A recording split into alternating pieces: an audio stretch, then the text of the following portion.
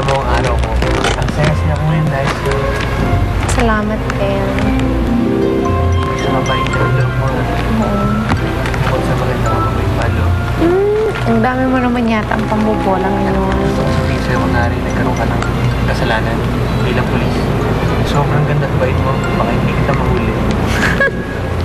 Mapagbiro ka naman. Talaga. Sige na. Umuuna na ako. Ha? Hintay. Salamat.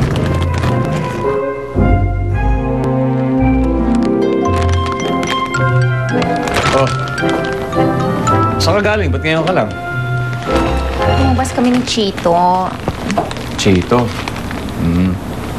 Balita ko, binabalikan ka daw nung ugok na yan, ah. Ito ba?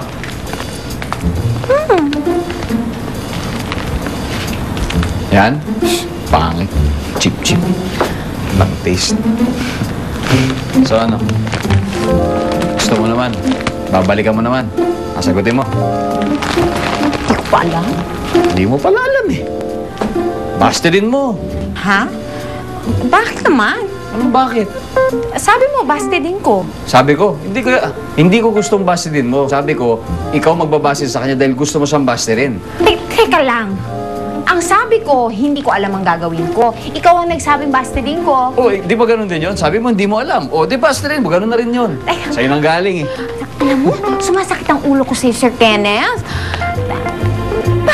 Bakit pa gusto mong bastidin ko? Eh kasi nga ikaw nagsabing bastidin mo dahil ayaw mo. Di ba? Bakit nga? Eh kasi di ba ako ang boyfriend mo? Di ba? Pwede ba yon? Ako boyfriend mo, tapos magpapaligaw ka sa iba? Ano to, lokohan? Teka lang. You stop, ha? You stop the car right there, you Sir Kenneth, you.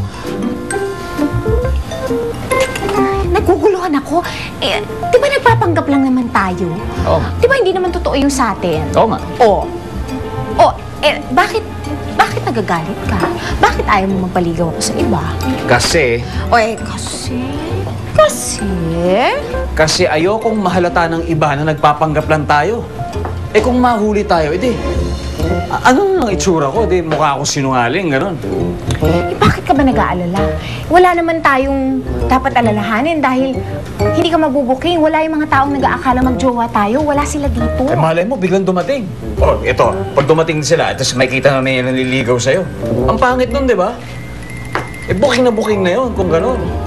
Tsaka isa pa, parati ka nang wala rito sa club. Yung trabaho mo na, pababayaan mo na rito. Tama ba naman yun? Eh, kaya ikaw kasi, paligaw ka ng paligaw eh. Yun lang naman talaga yung dahilan, okay? Bakit pa sa akin ka nagagalit? Hindi naman akong gumagawa ng lahat ng yun. Si Chito naman yung naliligaw, hindi naman ako.